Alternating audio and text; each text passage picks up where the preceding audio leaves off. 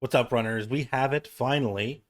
Season 2 Vidoc or Developer Insight or whatever it was called came out a little bit ago. I'm working right now, so I haven't watched it yet, but I'm taking some time before I take lunch to go ahead and watch this. And I did see that there is a new article out as well, which probably goes over most of the information that's in here.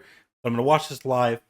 I didn't watch it live with you yesterday, so today I'm actually watching it live with you.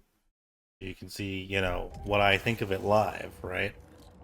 And hopefully when a player starts in the season, good I want audio. them to feel like we've been able to kind of recapture the magic about of season 2. week 1 of Marathon launch. Everything is new. You don't know what's valuable. Flashlights looking good. I'm going to pause every now and then that just feeling of discovery see stuff. Is going to be exciting and kind of push you to new stories and new journeys along your seasonal progression. The core thing we think about is how is that journey going to be interesting and fresh, and how is it going to provide players different choices? I think it's going to be a really exciting time for people to sort of like chart a new course and sort of like finding their own new path. That's a lot of stuff that we saw. Oh, whoa. Okay. Looking pretty sick. All right, I had to pause there for a second. I was like, what is happening? Night Marsh. Looks so good, though. The narrative theme of Season 2 is escalation. The UESC is tired of getting pushed around by the runners, and they're fighting back. As their opposition escalates, so too does the anomaly. One of your jobs is to find out why. From the first moment you infill on Night Marsh, you're gonna feel tension. It is oppressive, unsettling. The creepiness factor gets ratcheted up. This body's been here for years. As night falls, the anomaly intensifies and digital psychosis hallucinations start to affect you. Confusing, fragmented vocals and messages that really start to play with what the player is hearing and making them question what's in their head versus in the real world. Oh, it exploded! Well, wait, with what that the was player sick. is hearing and making them question It did pop. It do pop like I thought it was going to, but it's blue and gross. Like it's runners. Ooh, it's Upon sick. landing in Night Marsh, all players will have an equipped flashlight by default. Night Marsh is this interesting counterplay of, do I go to the places where there is light and kind of comfort and safety? But doing so makes you a lot more visible to people who are hiding in the dark. When you are in those shadows, you want to have equipment that allows you to see in the dark using your cybernetic eyes. We really leaned into LiDAR as kind of our mechanic for runners to navigate in the dark. Once you start accumulating these tools and upgrading your loadout to be specifically tailored to fighting on Night Marsh, so cool. you're going to become far more powerful. That's awesome. I think this One thing we is saw sick. resonate with players from maps like Outpost was the way Oh, wait, is that gunshots at the top of Complex? We're finally going to the top of Complex, guys? Fighting on Night Marsh, you're going to become far more powerful. Oh my god, it looks so cool. One thing we those gunshots up there? Players from maps like When they're there. Outpost was the way you could work your way through the map and earn access to treasure. That's the core principle of what we're looking to do on Night Marsh. Players have kind of seen that there are maybe elevators or staircases up to something that has been closed off, and in Season 2 you're going to gain access to that space. This is the observation deck and science lab where the UESC has been studying the anomaly.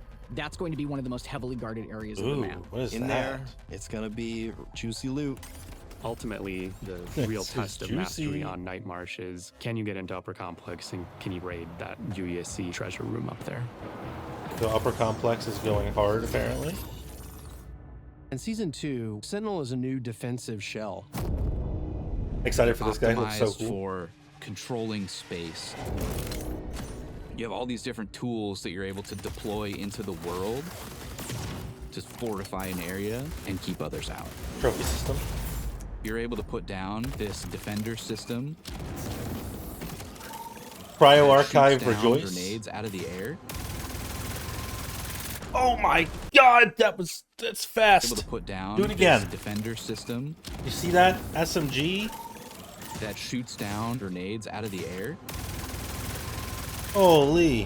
Whenever you take explosive damage, that's going to be a big buff to a bunch of your resistances. And additionally, when you're surrounded by enemies, your small arms are going to have increased reload speed and ready speed. That's Sorry, I couldn't Players tell are with getting the- really good at gap there's a closing, copperhead getting right in probably. your face. But now with Sentinel, you throw down a snare mine, and whenever anybody gets close to it,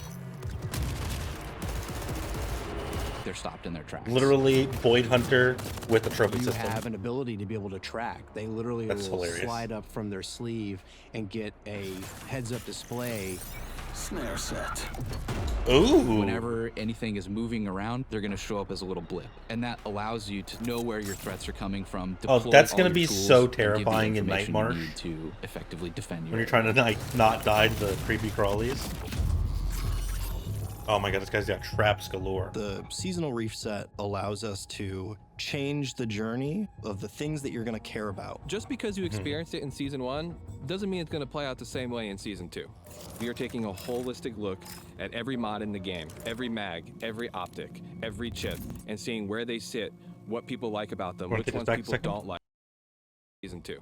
We are taking a holistic look There at are every mod different in the sites game, here for every sure. mag, every The dev number of things is a lot.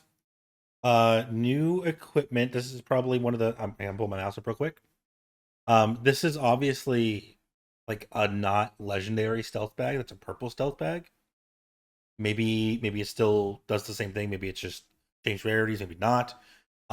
New equipments are pretty big. Ooh, so this has to be the flares.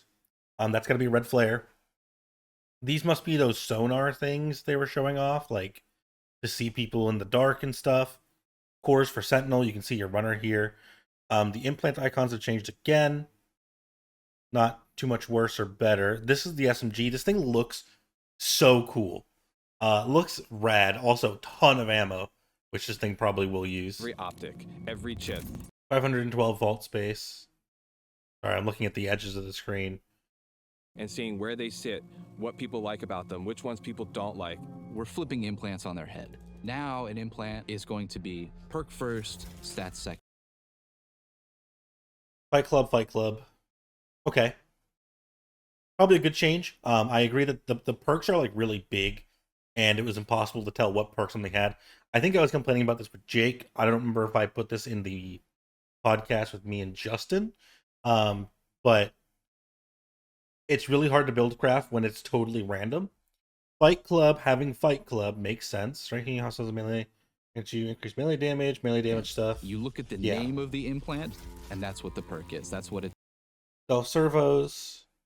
Get stealth servos. does. We're also going in and Okay. changing the I rarity like that. and the drop rate of some of these things. So a weapon you maybe got real used to seeing in Season 1, you might find a little less often in Season 2, and you're going to have to form a relationship with a new old reliable. There are going to be two new weapons being added to the sandbox. That's a 3-round The first burst. one is the KKV. It's a small arms KKV, not SMG with an WV. integrated suppressor, and it is excellent at just mowing down anything immediately right in front of you. Oh, that's so cool. Shotgun Oh my rushers, god. watch out. It's so low recoil too. Probably on controller. The second gun is the D54 battle pistol. It comes with an integrated red dot optic. This is You 3-round really burst. see this as an excellent 1v1 strafe dueling weapon. That's kind of like things are the- going crazy. Put that sniper back on your back and just pop out the D54 battle pistol, and you are just ready to go. Oh my god, the R39 or whatever, the 3-round burst from the old COD game. Ooh.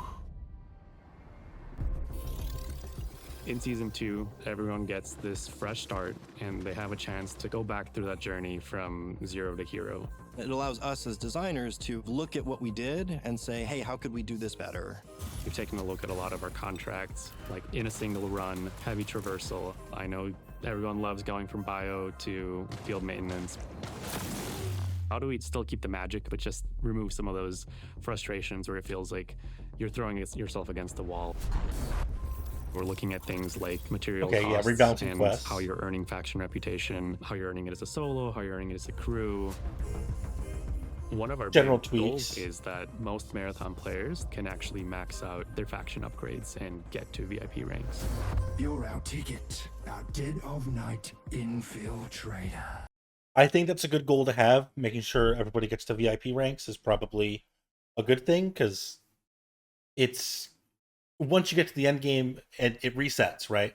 So being able to get there realistically in one season, I think, is important. What we're really ultimately looking most to people. do is make it so we're alleviating all of those challenges that might be blocking you from continuing to grow inside of the game.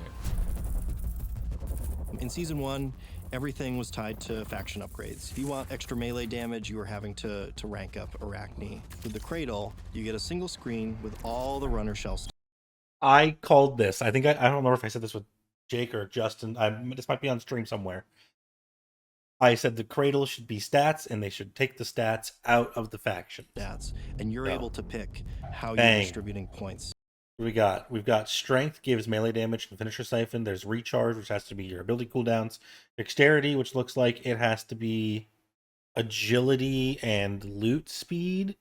Endurance has Heat and Finisher Siphon. And Support has Self-Repair Speed and Ping Duration. And then Resistance has... No, that's got to be Revive Speed. Resistance is Self-Repair Speed, Firewall, and Hardware. That might be a bit mixed up.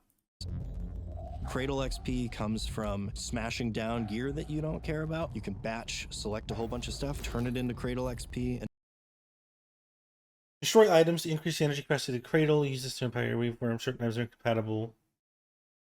So you smash stuff to get XP. now you've got more stats for your runners. I like that because it gives me an easy way to clear my stash so I can do more Rook If you runs. want to be the Kinda fastest big. runner on I didn't look at that screen. Hang on. XP, and now you've got more stats for your runners. Support Weaveworms, Revive, and Ping. if you want to be the fastest runner on Tau Ceti, you can just go all in on agility. This is right way from the cooler start. than the faction upgrades. And we're not going to penalize you for wanting to reset. If you want to pull all your stats out of one and put it into something else, you can. Oh, sick. That system is going to give Cool. players, I think, Cool, a lot cool. more freedom to pick and choose. Because then at that point, if you get enough points to max out one skill, if you switch characters, you can go, well, now I'm on Thief. I don't need the loot speed. I'm going to take all the points out of loot speed and stick it into Revive or whatever. Or maybe you're on Triage and you don't need the Revive speed anymore. You can take that, put it all into Agility so you can make jumps for parkour. Choose how and what they want to upgrade, then Big the fan. faction upgrade system Where offers you can just say previously. whatever. Whoa, hey, woo, I like this. A data As we're tree? continuing to build seasons in the future, not just Season 2, but Season 3 and Season 4, we're going to keep hammering at how do we make it so everyone really appreciates that survival journey better. What can we improve? How can we shift this experience to just be cool or just be more fun? I loved that flare. Wait, going back. No, I I'll want go to be able back. to have our You saw game it. Blue be Fair's this cool. launching point into a whole bunch of different experiences and stories that players can have. That's sort of where it's leading to, is sort of how do we discover new frontiers for that gameplay. This looks rad. Sorry, like, that looks so cool. The night stuff.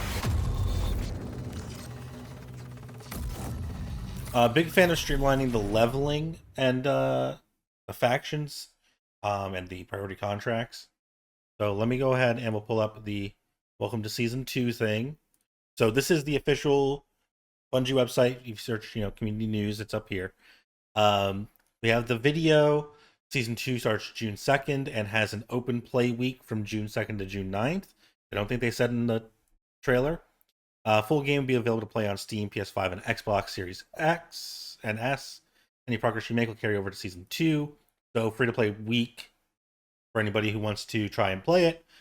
Or if you previously refunded it and you weren't into it, you want to give it another try. Looks like we have a chance. All the stuff's going to end at the season reset, so you're going to lose all your stuff. Gameplay progression, you keep your achievements and codex stuff. We talked about that stuff before.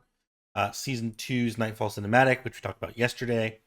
Dire Marsh Night is going to be coming out. Dirk Falls Dire Marsh, you thought we're warping the night. Anomaly blocks your path. So yeah, it's an updated map. Definitely watch that cinematic trailer if you want to see kind of what it looks like. Looks really cool. I mean, we saw a gameplay of it today. Gonna have new equipment for hunting in the dark. We have the flashlights, which everyone's gonna have. Vector rounds are a new type of mag that make pools of light where your bullets land. I think that's what we saw in here. There's like a vandal that's like looting a box in here. That's a flare, obviously. I think this is what they're talking about. Upgrading your loadout to be specifically tailored to fight. That one shot that makes the pool of light, I think that is this vector round. And then, whoopsies, I hit spacebar. Vector grenade is probably what happened right before here, where he kind of throws LiDAR this. is kind of our mechanic for runners to navigate In in the this dark. next clip here. Once you start accumulating these Like, that's a vector grenade, I'm pretty sure. Which both look sick, by the way. Dark Sight Scope highlights the environment around you after you ADS. Focus on traversal and highlighting enemies. That was this clip right here. Once you start sorry. accumulating, We really leaned into This clip? LiDAR is Which doesn't really highlight the players. You can see it kind of shows them, but it's not like highlighted the other way it is. And then signal flares, which we saw in a couple colors. This is kind of cool just for recon in general. I wonder if these will work reliably like in regular day maps too. Like if we take this to cryo or outpost or perimeter, if these will highlight enemies. So then we got complex control. So finally, the complex upper stairs, it seems like, is going to be accessible. They have secured resources around Night Marsh with encryptions. Kill UESC to get their encryptions. Hack into the towers across Night Marsh to get stockpiles of weapons, healing supplies, and other loot. So that's got to be these towers that they were opening up. If we can... right resonate with here. players from maps like Outpost was the way you could work this your little way through tad the map thing. and treasure. That's And the this core opens up. principle of what we're So this looking has to be where do on that Night loot Marsh. is. Players have kind of seen. And these are the towers that are there right now that they added later on. USC lockdown exfils and Night Marsh. You'll need collect search to exfil. So kind of like cryo, you need to have a certain amount of security. And then the staircases, obviously they showed off, go upstairs. You'll need search to open those. And then there's enemies, mysteries, and powerful loot up there. Availability, one of the takeaways from season 1 is they want to be more judicious with the queues. They're going to have Night Marsh, duos, experimental modes. So Dire Marsh and Night Marsh will both be available at all times for the first week of the season. Good. Early quests, I think, have a lot on Day Marsh. After that, the maps will rotate with one another every 90 minutes. I'm kind of down for that. It's kind of how Arc Raiders does their events, right? Where like they rotate around the map and the events will change every couple of hours. Switching between night and day every 90 minutes. If you're trying to do a quest, I can see it being kind of annoying, but it does also kind of build in this feeling of the day and night progressing on the planet. So I'm kind of down for that. And we'll see in the long run whether that's something that works or if they have to be permanently separate queues or whatnot. We will complete most of the Dire Marsh contracts in either zone. Cool. There are some exceptions. Okay. New Night Marsh exclusive contracts as expected. If you unlocked and completed a run on Dire Marsh last season, you'll have access to both Dire Marsh and Night Marsh when the season begins. Otherwise, Marshes unlock at runner level 3. Cool. Sentinel. All right, Sentinel stuff. So they kind of showed it to us, but it looks like they're going to give us a text blurb about it, which is good. So Sentinel is obviously defensive. Protect your team from rocket drone barrage during an exfil. Rocket barrage wasn't really killing anybody as far as I saw. Or turn the tides on an aggressive team to rushing you down. Very common. Prime ability is Defender System, deploys an automated laser platform that identifies and destroys incoming grenades and missiles, as well as boosting handling for nearby crewmates. So it's a trophy system. We saw this in some of the gameplay footage. This is probably going to be so hard in Cryo Archive. Great way to address the grenade meta is to have a character that turns off grenades. Doesn't necessarily mean they are like totally dead, right? Because this is the prime ability, so it's its ultimate. It's got a long cooldown. You'll have it for probably a fight, and then not for another one, and it has a limited number of charges that it destroys. So depending on what those numbers are, could be really good, could be decent. I don't see it being bad, like unless nobody's throwing grenades, which is unlikely. It also will probably stop, since it says missiles here, it's probably going to work on Destroyer's ultimate. Will probably take care of Vandal's arm cannon. Might break the smoke grenade pucks from Void. And I'm assuming if it destroys one of them, it won't spew out more. Other character abilities I might work with. Maybe Tracker Drone. Nothing for Thief. if I had to think. Nothing for triage. That's probably all it would do. Maybe he'll work on himself too. Like this mine might count as a grenade, but we'll see.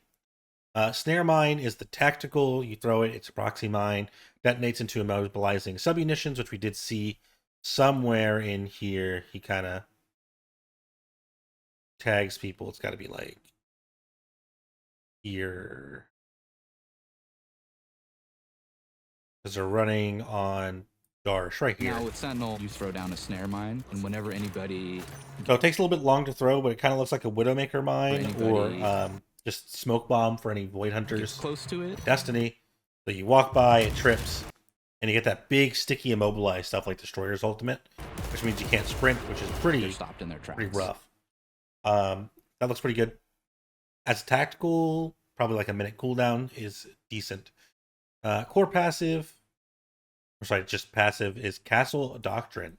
Increased resistance after taking splash damage, faster weapon handling with close range weapons when surrounded. Probably SMGs, shotguns, pistols. If I had to guess, that sounds like close range weapons. Get better handling, pretty good. Resistance for taking splash damage, maybe good, maybe trash. I don't know. Depends how much the resistance is and what counts as splash damage. Prey Tracker is their trait. So this is like Thief's Visor or Triage's Overcharge. Activates a short-range motion tracking system that allows you to see nearby moving targets on a radar. Use this to gain a bit of extra intel on what's moving and set up defenses. So we did see that here. Display. So you whack that out, and you can see it's probably a... I don't think it's quite a... Maybe it is a 90-degree angle. I don't know what it actually translates to. This is over 90 degrees, obviously, if you're just looking at this. But whether that vision cone is actually 90 compared to what you are in game, I don't know. Maybe more, maybe less. But you can see the movement there. So at least it would give you an idea that there are people nearby. So great to have a little extra awareness on the team. Does work through walls, unlike Thief's Visor. Still within your line of sight. This probably, it seems like it has less range, considering the sound of those footsteps seems like they're right outside here. So it would be less range than Thief, but does work through walls. I kind of like that. And then getting that to use that with the snare mine at the same time seems decent. Sandbox updates. So Sandbox is being updated every season, as we can expect. Season 2 is getting some changes. 2 new weapons in the Sandbox, as they said. The KKV, not the WV, which we thought it was. Pistol frame SMG with an integrated suppressor. And it's based off the original SMG from Marathon Infinity. At a 1200 RPM, I knew that thing was crazy. 1200 RPM sounds sick. Great taking down UESC and other shells. You also have the suppressor, so if you are trying to kill shells for XP or something, seems pretty good. I hope it's relatively affordable. It seems like they were talking about it in a way where like there's new staples for the early game. Hopefully this is like an early unlock. Seems really big in close range and not so much at longer range. I feel like the really expensive stuff should be MIPS and Volt Cells or really flexible weapons. This seems pretty inflexible, so hopefully it's closer to 1.2 to 3K. Could be really cool. Then again, could also be disgusting and be relatively cheap, or really expensive and cheap, or really expensive and effective, and it wouldn't change too much. Comes in with a built-in folding stock mod. Keep it closed for benefits when firing from the hip, or use your weapon action to unfold the stock and trade those benefits for ADS benefits. So use your weapon action. That's pretty cool. Also usable on the new battle pistol. So folding stock attachment. Interesting. Probably works similarly to the flip up sight on the M77, where you press that button to flip it out, flip it in. I'm interested to see how that works, the benefits, and if they bring that attachment to other weapons, or when other weapons start getting stuff like that. Very interesting. The D54 pistol, I was a little bit less excited about this. It seems very cool. Red dot sight is a full auto 3-round burst, so like Destiny pulse rifles where you hold the button down and it works. High handling, medium rate of fire, somewhere between the volley rifle and the Burt. If this is an early unlock that's cheap, then I could see this being a really good sidearm for snipers. If it's cheap, it's more affordable because like the snipers are like 7K, right, for the long shot. So if it's maybe 1,000, then I could see this being a pretty good pickup. Otherwise, I think you're going to take the Volt Thrower or the Bully, which would be cheaper and more effective at that point, which sounds like a bad idea. Rarities and chips. Season 2 has changes to rarities of weapons and options in the armory. Want to shake up what you run with throughout the season and let you try other weapons. Like I said, not enough variety in the game, so this seems in the right ballpark at least. Don't forget new chips. 8 new chips, including these 3 brain freeze, where headshot downs or kills create a small explosion that spreads frost. That's pretty rough. Sounds like it could hurt. Alarmist, where after aiming on sights, impacts create a terrifying proximity drone alert. And Scrapyard, defeating hostiles, has a chance to spawn depleted heal items or standard materials. Not too bad if you're trying to farm materials for some reason. Then maybe something like that on an SMG could go, not go hard, but go interesting. Implants, hard to tell what implants did at a glance. Yep. So named based on stats with a random perk attached. Now they're switching it around, so they're defined by the perk they have, and they have fixed stats based on the perk. It should be easier to tell them apart. Good. All implants are still here, so between head, torso, and legs. Still give stats that benefit with tier rarity. Go all the way from gray to gold. And then higher rarity effects can go up to higher tiers without too much trouble, I guess. I already felt like some of them were already locked to higher tiers, but now you know for sure, triage cloaking device is going to be a thing that you pick up, and it's going to be a certain tier minimum, and it's going to have specific effects, which is cool. I like that. One of our goals with, I forget what it says. One of the goals is the Cradle, so we saw how that works a little bit. You dump things for money, for XP. So you can, if your stash is full and you got a bunch of stuff that you can get rid of, dump it all into here. You get XP benefits to increase your stats. This stuff is moving from the traders to here. And actually, you can see there's some of the upgrade icons here. With the Cradle, you have power to reverse to increase your stats. Use your matter converter, you can see here. The better the item, more XP you receive, so it should scale. Oh, and also here's that gold backpack with the stealth thing. I did see the purple one in the trailer, so I don't know if that is the same or different. But the gold one still exists. Reallocate your energy to process any time. Share across all runner shells. Resets this for the next season. Yep. Makes it easier to manage. And there we have one of the perks. So the melee perk, or the strength perk at max, is Leech, which used to be like the Mida top perk for your VIP rank was Leech, and you needed some alien stuff to use it. Knife attacks restore amount of HP, so they heal you on hit. That being moved. So some of these things are things that you used to see in the skill upgrade trees, and they've now been moved here to the Cradle system. Cool. Hope to see it expanded. It seems like it's a money sink, really. It's a gear / money sink, and that means long term, you'll probably upgrade all these and be maxed out and get all the perks, but you'll be able to flexibly switch between them depending on if you're going into Outpost and you're going to be meleeing people, speccing into melee and leech. But if you're going to go into Darsh and you're going to be sniping, maybe take some out of strength and put it into your resistance or support, whichever one buffs your healing. I don't know what these icons are off the top of my head, but probably some bonuses to heal speed in there. And then factions are obviously resetting. The contracts are going to be made a bit easier. They want to reduce some of the running back and forth. And they want you to level up faster. And everybody wants to reach VIP by the end of the season for most players who play regularly. Crew and Lone Wolf. So they updated the requirements to level up each faction. Pass on materials required to unlock upgrades. So that's good. Standard contracts are going to get more rep, which is good. New ways to earn reputation, including adding reps to green valuables. That's a good one because those are usually tied to the factions themselves. And a small amount of rep gain for defeating UESC. Unlocking everything a factions to offer requires time and exfils of valuables and mats, but it should feel more like a staircase where you're taking one step after another, not like a wall you have to climb, which is kind of how it felt doing some of those things where it's like, we need rods. You need like 80 rods, and you're like, this sucks. There's one place to get rods. Maybe that's still a factor, but it should be less so. Contracts are getting improvements, so I thought this was already in the upper part, but reducing heavy traversal and single run requirements, Going to be your focus for getting loot rewards rather than hard requirements for rep.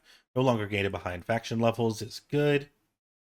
Refresh standard and liaison contracts to shave off the edges. If you finish them before, you don't have to do them again. Cryo contracts will mostly not need a vault. That's pretty good. There's multiple runs. Okay, that's pretty good for most of those contracts. They don't really need the vault. It wasn't super necessary for the experience, I think. So opening that up a little bit is good. Experimental queues and duo queues. So duos and sponsored queue was something they tried. They did announce that we are doing the PvE stuff. And then duos should be a permanent rotating queue for Perimeter, Dire Marsh, Night Marsh, and Outpost. It's going to be a daily queue. So every 4 days you'll have a cycle. Be more judicious financial division. Good. Ranked updates. Ranked coming back June 14th, which is the season launch on the 2nd. That's, a week and a half, give or take. Simplifying ranked and improving match times. Combining low and high stakes into a single queue with 5k min. Got to bring a holotag that matches your rank. Progression has been adjusted and should feel faster. Win-loss is going to be influenced by the average rank of players in the lobby. Cool. Daily ranked kit. Cool. You can earn Arachne rep by exfilling with a tag chip. Okay. I felt like Arachne wasn't one of the hardest ones to level up, but for some people maybe it was. More rank stuff later. New system that will make it harder for ill-intended players to coordinate and team up across runs. So some anti-griefing system. I don't know what the briefing was, but it's apparently a thing. Trial will be back on June 11th. Reminder that your subroutines carry over. Quality of life updates. We got increased vault space up to 512. So map 512 was max. Batch select items in the vault. Thank you. That was really necessary. There were so many times where I'm like selling things one at a time. Able to bulk sell weapons, gear, seems like. Loot filter. So if you select a slot where you're missing something on your loadout, it will filter to only the loot you can equip in that slot. Thank God. I was asking for that one. That's a good one. That'll make it way faster to get back into matches. Simplified and streamlined to lobby UI. You get into a run faster and more intuitively, combining loadout and vault menus. That was already kind of a thing, but go for it. Access to UI screens during matchmaking, including factions, codex, settings, and more. Banger. 10 out of 10. That's a great thing to do while you're loading in. Added new PC and console cursor speed settings. PC, if you need a console or a cursor setting, that's a DPI issue personally. Nice to have the option though. Console, absolutely mandatory. Yeah, they needed that. Privacy settings, that's mostly for streamers. Additional game security features to speed up detection of cheats. Cool. CPU performance improvements and support for FrameGen on PC. We'll see how that goes. Networking stuff. Cool. Open play week. So start season 2. You're going to go in for free. Anybody who wants to play. June 2nd through June 9th. All the stuff's going to be accessible. Your stuff carries over. And then look at that beautiful, beautiful screenshot of one of the creepies coming after Sentinel, which we did see them, earlier on in here. I don't know if I'm going to be able to find it, which is clicking through, but that thing was so cool when it popped like a zit. Maybe not. Yeah, I don't know where it is. But yeah, that was really funny. I had to play that back earlier. So there you go. That is season 2. Big changes to the core gameplay. Replayability is looking good. Night's looking awesome. Really excited to play the night map. We still have to wait and see when we get like an actual patch notes for all the things that are changing, what the vendors are going to be selling, what's going to be in place of all these points that are in here are now new slots for the vendor system. So I am excited to see what that's going to look like. But looks super awesome. Let me know below if you are excited for this. We are less than a week away from this launching. So I am super excited and I hope to see you all there. Thank you all for joining me today, and I will see you all again very, very soon.